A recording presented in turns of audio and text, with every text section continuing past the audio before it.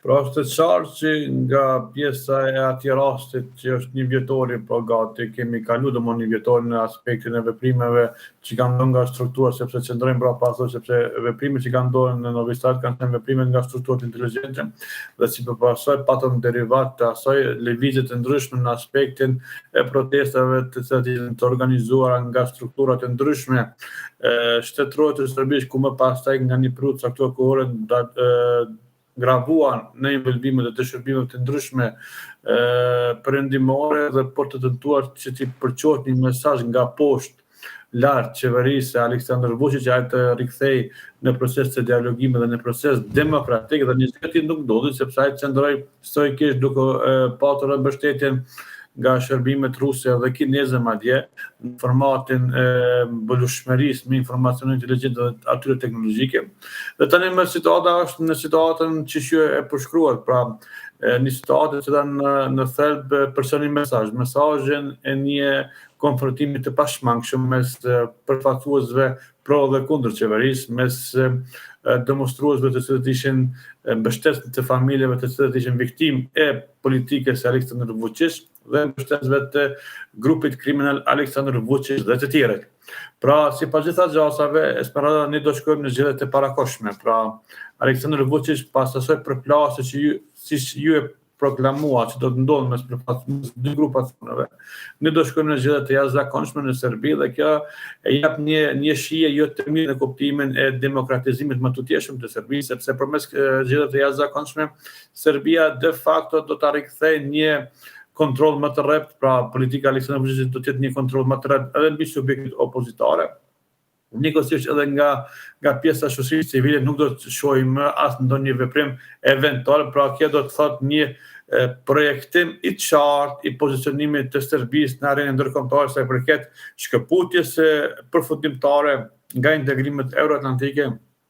dhe rikthimit të saj në një shtet autoritar dhe kjo padyshim që e bën të shqetësuese kuptimin edhe në aspektin e sigurisë, sepse Esmeralda gjatë këtyre 3-4 ditëve që kemi lënë pas ne patëm një incident në Brezin kufitar. Pra të një qytetarit tonë që ishte plagosur brenda territorit të Kosovës me pas ishte kidnapuar dhe tani më gjenden në pjesën e Nishit. Kjo dëshmon faktin që ajo valvula që tani më është krijuar në pjesën e Beogradit padyshim se do të tentohet të kanalizohet në kuptimin e një shfaqje apo një shpërfaqje të agresorit apo të një tensioni pa motor. Drizan, pa kaluar se do të ndalem pak edhe te kjo, por thjesht doja edhe diçka tjetër sa lidhet me Beogradin, sepse vetëm pak ditë më parë Aleksandar Vučić për herë të parë akuzoi drejt për drejt Shtetet e Bashkuara të Amerikës se qëndrojnë pas protestave. Pra mbështesin protestuesit, ai tha se organizatorët të protestës kanë qenë në ambasadën amerikane, janë takuar me ta përpara protestës së madhe që ndodhi në Novi Sad. Ndërkohë më herët ai kishte akuzuar shërbimet sekrete të huaja gjerman, anglez, francez, kroat, gjatë gjithë kohës kishte akuzuar të tjerët, por jo Shtetet e Bashkuara. Çfarë po ndodh në raportet e Vučić me Shtetet e Bashkuara? Janë deklarata thjesht se kërkon për konsum të brendshëm, duke qenë se është edhe nën sanksione amerikane? Çfarë po ndodh me të? Është qartë se ky reagim apo reaksion të nga Aleksandar Vučić në drejtim të ambasadës është për faktin që patëm një lirim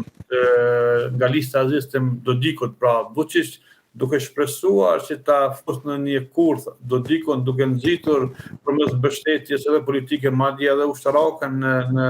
sahatët e caktuara kohore gjatë periudhës që kemi lënë pas. Dodiku e kuptoi si një mundësi optimale të shkëpues Republikën Srpske nga Bosnia, por duke parë dhe duke